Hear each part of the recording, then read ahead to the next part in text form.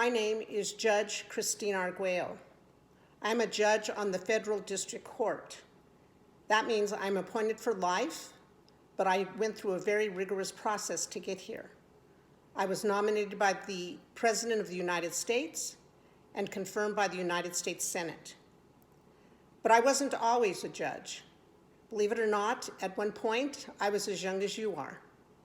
I was full of dreams and expectations for my life, and I had big dreams. But I realized that dreams alone were not going to accomplish what I wanted to accomplish in life, that I was going to have to work hard, and I was going to have to be tenacious, and I was going to make sure that no one was going to stop me from accomplishing my dreams. And that's what I want to talk about with you today. See, I was raised in Buena Vista, which is a small town in the heart of the Rocky Mountains here in Colorado. My parents met picking sugar beets in the fields. So I'm not much different from many of you, except that I never did have to work the fields. My parents made sure of that. My dad left the fields when he married my mother to go to work for the railroad service, but he realized when he was about 35 that he wasn't going to be able to lift railroad ties that much longer. So he left his job there and went to barber school. And that's how I ended up in Buena Vista. He was the town barber. Now, as a young girl, I was raised in a family where my dad believed that girls did all the housework and boys didn't have anything to do with the home because that was a woman's work. And I remember as a young girl thinking to myself and actually talking to God, believe it or not. I was standing on a chair in the kitchen washing dishes when I was 6 years old, while my brothers were sitting in the other room watching TV and laughing at some program that was on. And I remember saying to God, God, why did you make me a girl? Why couldn't I have been a boy so that I could be sitting in there watching TV with my brothers? Now, of course, God didn't answer me directly, but what he did do was he made me see that it didn't matter if I was a girl, that if I set my mind to it and I was willing to work hard, I could accomplish whatever I wanted. My first dream was to be a school teacher, just like Mrs. Cole, my fourth grade school teacher, because she was very kind and she was very encouraging of me. And that was also the only role model that I ever had up to that point in the professional world. Now, I was fortunate in that when I was 13, I was an avid reader. I read everything. I'd read the back of cereal boxes. I'd read the newspaper, although mostly the comics, because I loved to read. And I was in the library one day with a friend of mine. She was talking to the librarian about some research project she had to do, and I was bored. I happened to look down, and there on a table was a magazine. And I picked it up and I started leafing through it, and there was an article on lawyers and law schools. And I was intrigued. It was the first thing that had ever occurred to me that I could be something other than just a school teacher. And not that school teachers are bad. I think school teachers are very important. They are the ones who guided me. I wouldn't be where I am today if it weren't for my school teachers. But I had never dreamed higher education-wise. A college degree was what I thought I needed. But this article talked about how lawyers change the world.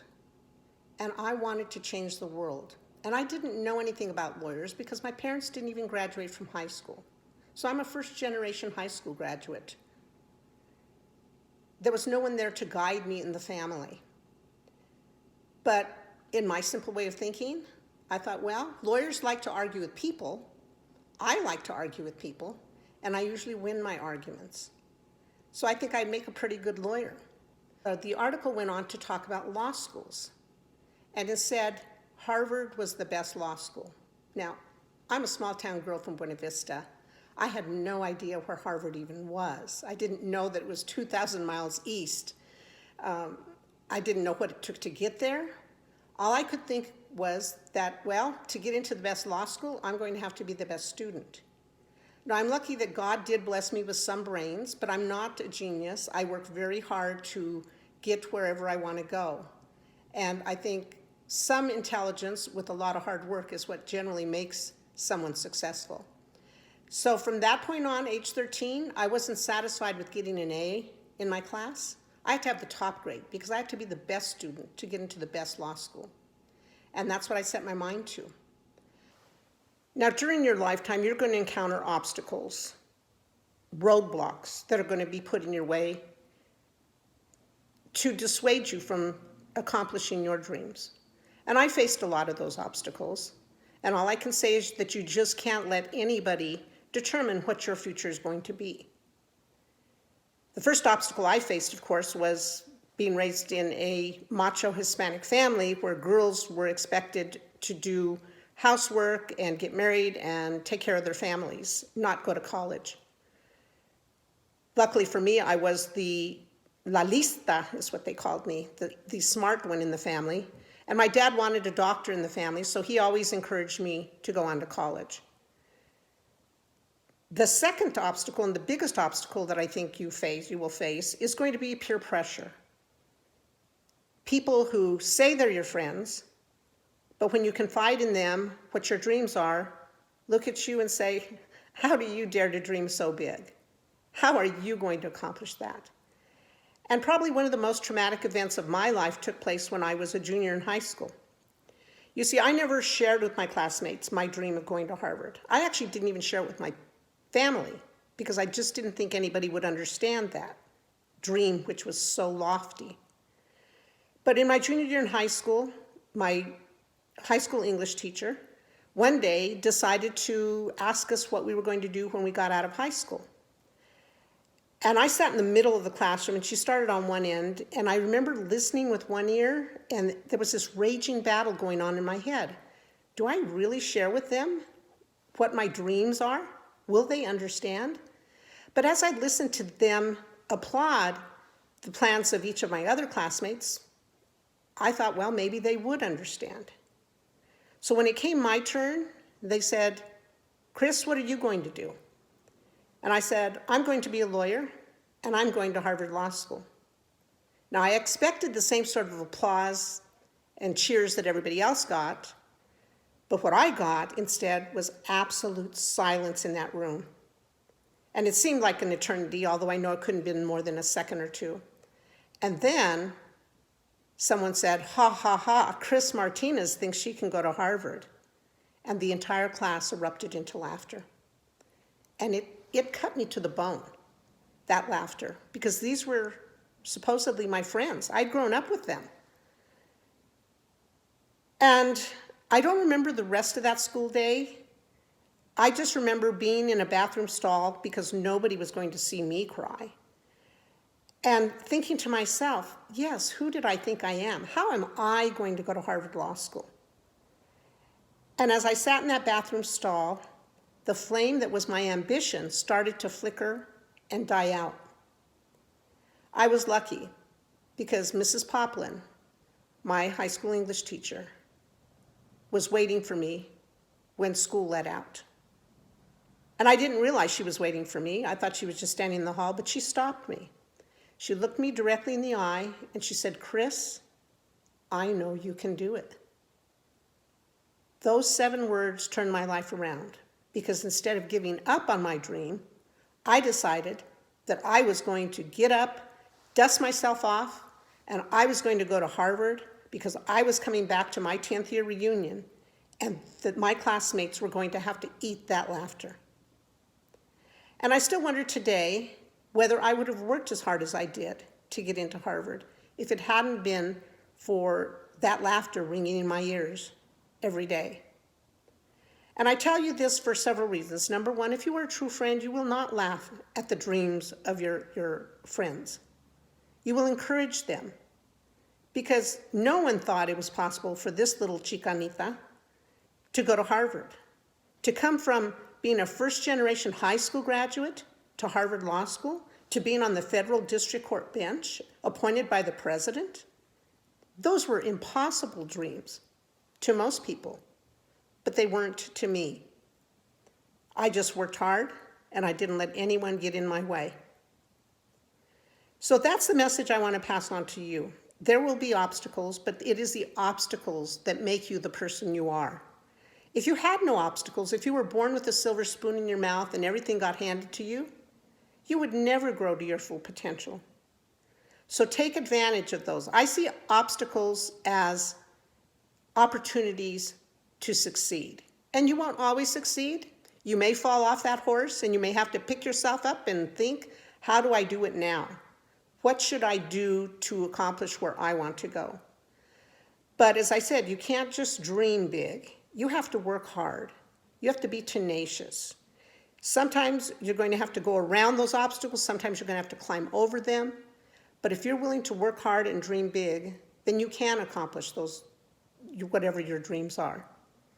And I also want to share with you a program that I started back in 2014. It's a program called Law School Yes We Can, Si Se Puede. And it is designed for students who are from Colorado, who are going to go on to college and want to become lawyers or think they might want to become lawyers. Maybe you're doing mock trial. Maybe you're doing debate. Maybe you just saw something on TV or read a magazine article that made you think, oh, I could be a lawyer and I think I'd enjoy being a lawyer. Well, I can tell you that being a lawyer is the best career possible. I have loved every single job I've ever had, and I've had a lot of different jobs in the legal profession. But I started this program because I realized that there were a lot of students like me, still today, who are first generation, low income, have obstacles in their road. They don't know how to go from being a high school student through college to law school. And I thought, why should it be left to serendipity? Which is what I think my life has been, a lot of serendipity, fortunate happenstance. God placed me in certain roads and put certain things in my path, such as the magazine article, such as Mrs. Poplin. And I thought, let's remove the serendipity. Let's help these students figure out what it is really to be a lawyer, because I really had no idea. I thought lawyers just went to court and argued. That's what you saw on TV. But there's so many different facets to being a lawyer. So Law School Yes We Can is a program where we take graduating high school seniors who are going on to college who think they might want to become a lawyer. Now, we don't make you sign in blood that you are, and I have a lot of students that have gone on to do different things, such as medical school, graduate school in different areas. Some just decided that they're happy with where they are after they get their college degree. But we help them get through college. We give them mentors, 2 lawyers, one senior, one less senior, and then a law student, who work with them throughout their entire 4 years of college, or however long it takes you to get through college. And we provide classes, workshops, which essentially will tell you what lawyers really do. They'll work with you on soft skills such as networking and why that's so important, because I certainly had no idea even after I became a lawyer. We work with you on what type of student learner are you, what kind of personality do you have for leadership, and understanding how other people have different personalities and how you bring those 2 personalities together to accomplish a common purpose. I now have, from this program, 5 students in law school. 2 are going to graduate this next spring, one from CU Law School and one from DU Law School. I have 2 more that just started at CU Law School. They're 1Ls, what we call 1Ls, their first year. And I have one who is going to Howard University. And I have one who is still in college, but he actually was an early admit to my alma mater, Harvard Law School.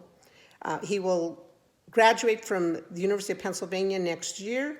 He will take a year off to go to work, and then he will go on to Harvard. Now you're going to hear from a few of the students who have gone through our program. One is in law school, and the others are still in college. But I hope from their statements you will come to see that there are a lot of students who come from your circumstances, who have been successful in college and are now in law school or are well on their way to law school. And I hope that you will apply to the program if you at all have an interest in becoming a lawyer. Hi everyone, my name is Larissa O'Leary and I am speaking to you as a first-year law student at Colorado Law School. I graduated in 2016 from York International High School, which was a small public school in Thornton, Colorado. I am a first-generation low-income Latina student, which means that I am the first in my family to have attended college, and I grew up low-income, surviving off of governmental services as my father was incarcerated most of my life. I decided to go to college because I knew it was the only way I would be able to escape the generational poverty that had plagued my family for generations. I also really enjoyed learning, which was helpful in terms of studying in school. Yet applying to schools was so difficult when I was in high school because I didn't know where to begin. No one in my family, as I had mentioned, had went to college before. I had no idea the difference between loans and grants and scholarships. And if not for my high school guidance counselor, Miss GT at York International, I probably would not have attended college. Yet even with her guidance, there was still these array of obstacles where I had applied for scholarships and had been denied, or I had been denied admission to schools I thought I was going to get into. And even at one point, I was a finalist for the Daniels Fund, and I was very hopeful that I was going to get this full ride scholarship. And at the end, I was not awarded the scholarship. And I remember just panicking, like, how am I going to pay for school? My family has no savings for me. I don't have any savings myself, being 17 because I was younger in my class. And I just had to keep going. I had to keep persisting. And I ended up awarded attendance to Coe College, which is a small private arts college in Cedar Rapids, Iowa, where I was offered a full ride scholarship. And so I moved my center of life from Denver all the way to Cedar Rapids, Iowa, which was 750 miles away from where I grew up and where my family was, because I needed to obtain my education, and I knew it was the only way I was going to help myself and my family. My obstacles in college were accumulated more so being a person of color in a predominantly white institution.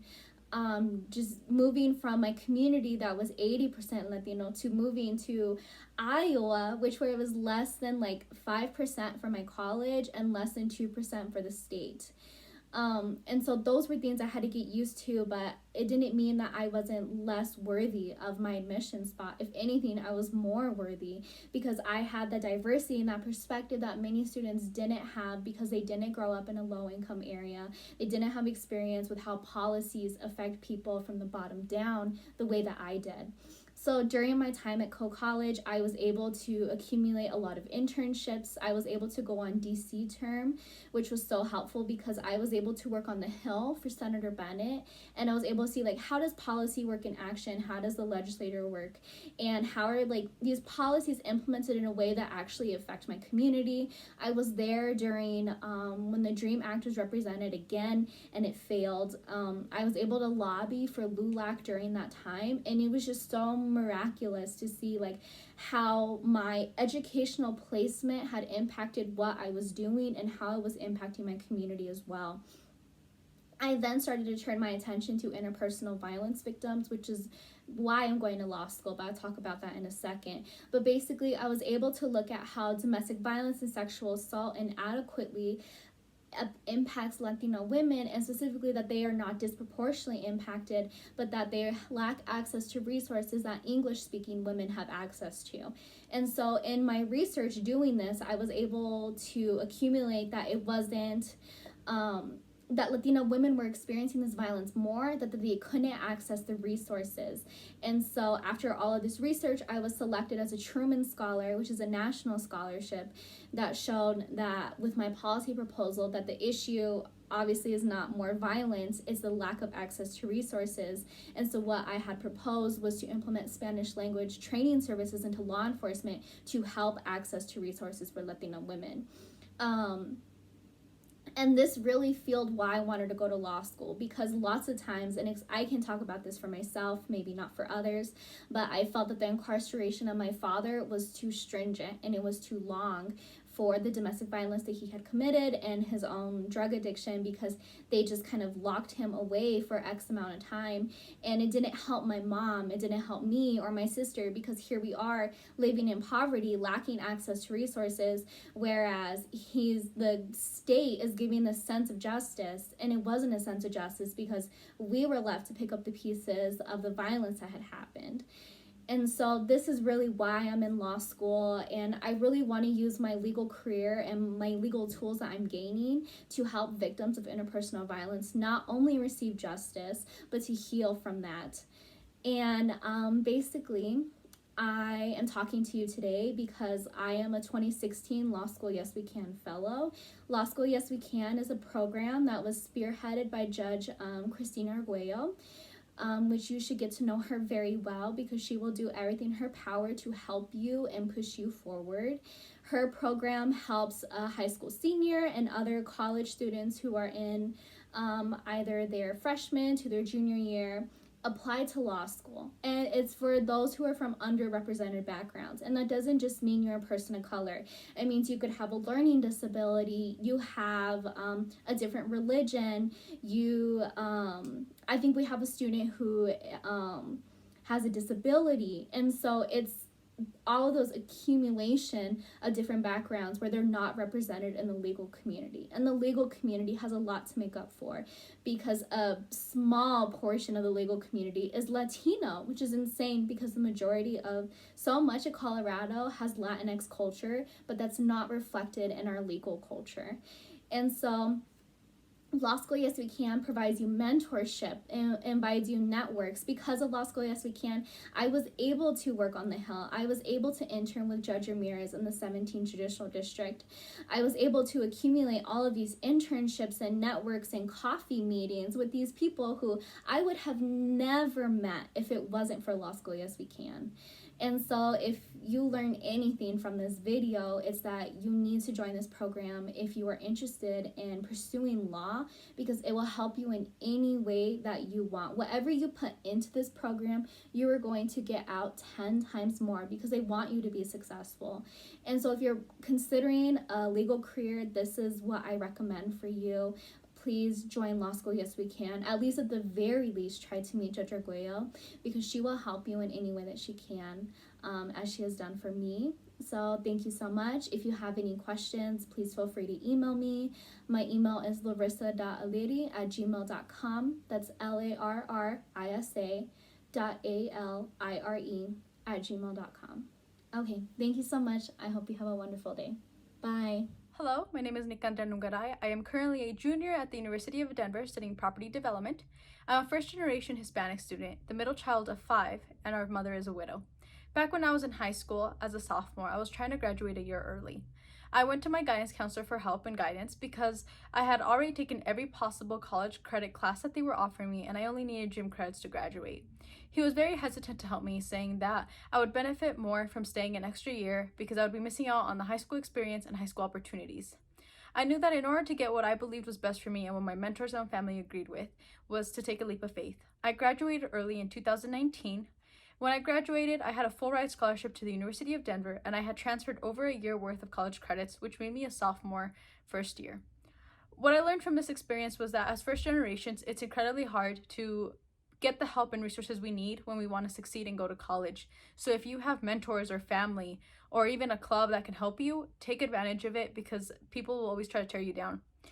From the minute I could think of, I've always wanted to be a lawyer. I don't know what type of law I'm interested in at the moment, but I know that Law School Yes We Can will be able to help me find the path I want to take once I start law school. They have the resources, the people, and the connections to help me figure it out and experience. When I joined Law School Yes We Can, I had no idea how much they would benefit me. I've gone to numerous workshops and I learned how to write a resume, how to get an internship, how to take an interview, and it was just amazing information that I got from all these workshops. I've gone to events where I've met amazing lawyers and amazing judges, and I've made so many connections. I also have 3 amazing mentors who are always there for me. They help me out, they motivate me, and they give me advice. And I know I always have the judges who I can always ask questions to. Law School Yes We Can has been an amazing part of my life this past year, and I have no idea where I would be without them. Hi, everybody. My name is Adriana Guadanahuizar, and I am a current senior at College of the Holy Cross in Worcester, Massachusetts. I attended high school here in Denver, or Ropey Jesuit High School, and just me saying that I am a senior in college is absolutely wow to me. I am the first in my family to have gone to college, and I will, with the grace of God, be the first in my family to graduate from college. And that for me is something that I am forever thankful for, because if it wasn't for support systems and if it wasn't for people who believed in me and knew that I could eventually make it to senior year in college, I don't know that I would be where I am today. As a first in my family and as a Latina, um, the notion of college can definitely be something that's very daunting and very stressful. I know that it was for me. I didn't entirely understand everything that was included in the college application process, in terms of financial aid. Like, I didn't know what schools were able for me to attend, and that they would be willing to pay whatever my family couldn't pay, or the scholarships that I could apply to, the many generous help that so many organizations and individuals offer. um, I wouldn't have known any of that if it wasn't for um, a lot of support systems that I had. I'm forever thankful for my college counselors and for programs like Law School Yes We Can, who have continuously instilled in me um, belief in myself, and their belief in me has definitely propelled me to continue going forward. Law School Yes We Can has been a program that has connected me with amazing mentors, that definitely want to see me um, finish college and pursue my dream of becoming an immigration attorney. I've been wanting to be an immigration attorney since I saw the struggles that my mom faced when she was filling out an application for citizenship, and didn't entirely understand all of the legal measures that were going on in that application.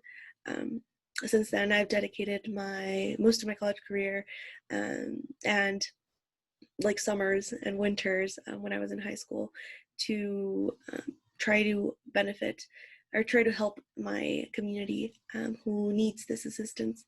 Oftentimes, I've definitely wanted to serve my community and be somebody that can definitely help these individuals in difficult processes of their time.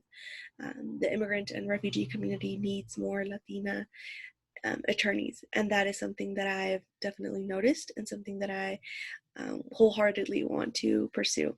That personal connection and the personal stories and the stories so many individuals have shared with me is something that I definitely keep close to my heart, and I that has been my fuel to continue. That has been my fuel that has put me through school, and hopefully will continue going on into law school. So I say to you that I definitely hope that you don't let um, boundaries or any limits stop you from achieving what you dream, especially if those boundaries and limits are imposed by yourself, because a lot of times we're in systems that weren't entirely created for us.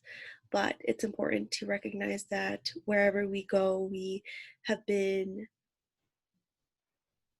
admitted and we belong there, and that um, may be difficult on numerous levels for many of us, but it's important to remind yourself that these systems weren't created for individuals like us, and the longer we're there, the more people we can bring along on this crazy journey of ours.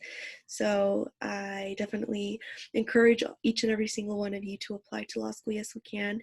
um, if you're a current senior, we definitely have um, applications that will be on their website starting in January of 2021. So I definitely encourage you to apply because it's an amazing organization that connects you to individuals who have been in your shoes at one point and who want to be your cheerleaders throughout the ups and the downs.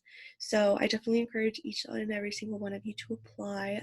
The resources are incredible. The programming that the program puts on is super beneficial and helps you through many stages of life and through the law school application process, but also college process.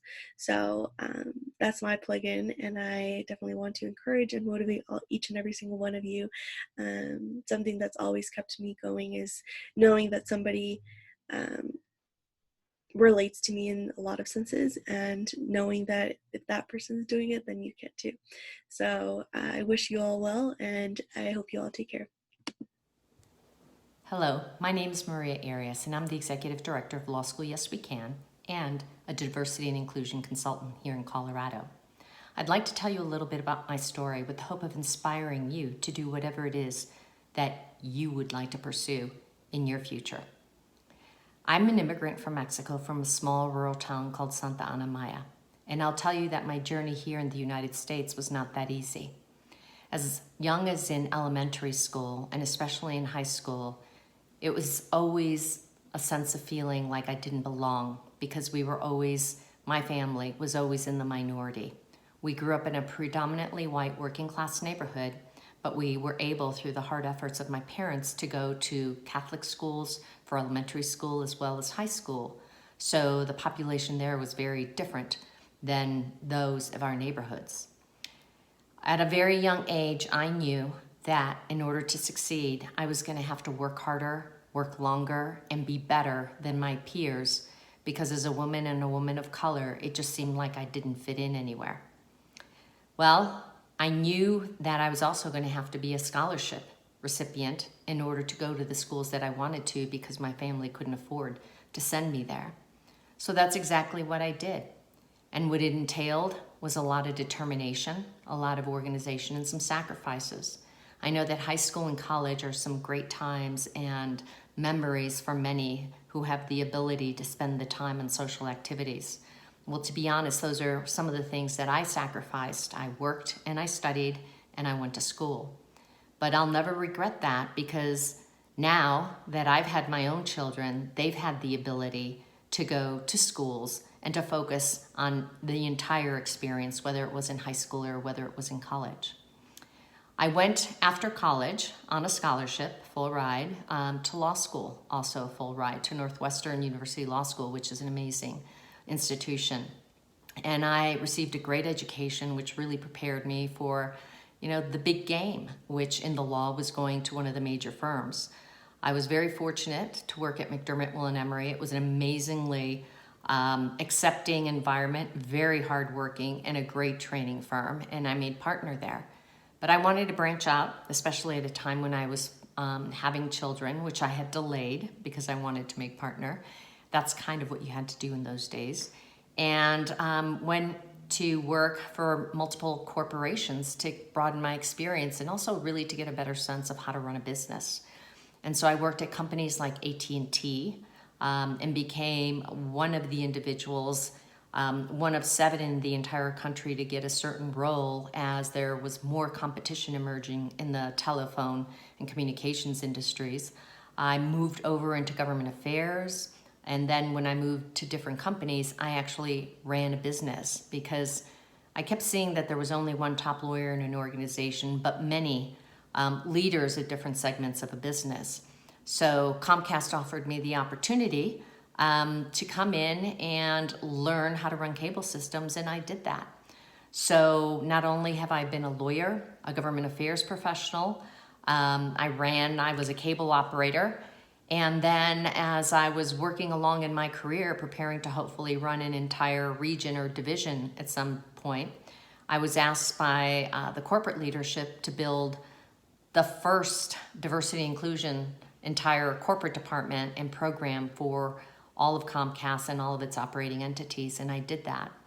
And I will tell you that that was the beginning of a changing career for me, because being able to work hard. It's a lot of hard work, but to see the changes in a culture that occur when there's commitment from the top to really create a different environment and to create more opportunities and to think twice about some of the standard things that have been done and develop new ways of operating so that you can have a more inclusive company and give people who otherwise would not have the opportunity a chance.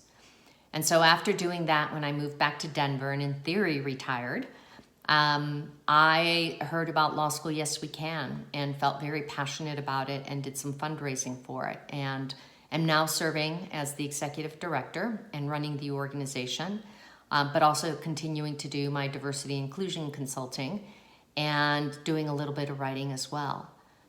If you had asked me 30-something years ago that I would be a lawyer, a partner at one of the major firms in Chicago, that I would be a C-suite executive at a company like Comcast, and that I'd have my own business, I would say maybe, because I think I had such a narrow vision and all I wanted to do was be a very successful lawyer in a big firm.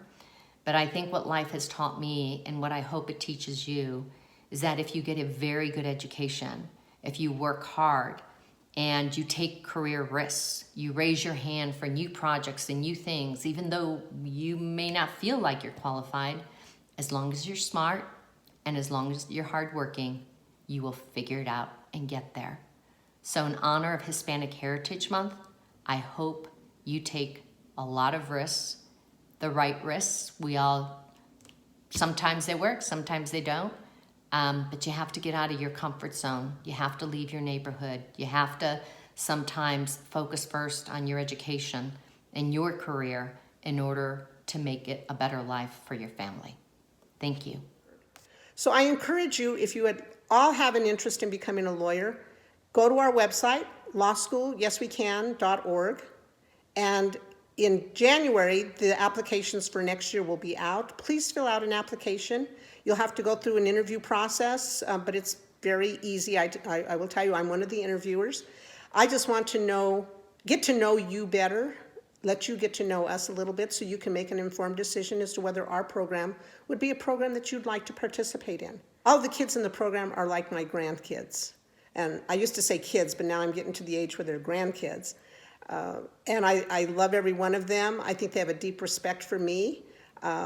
They call me at all different times just to talk, and I love talking to them. I love seeing the growth in them.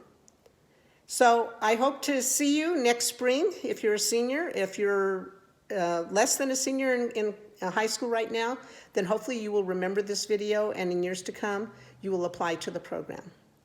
Thank you.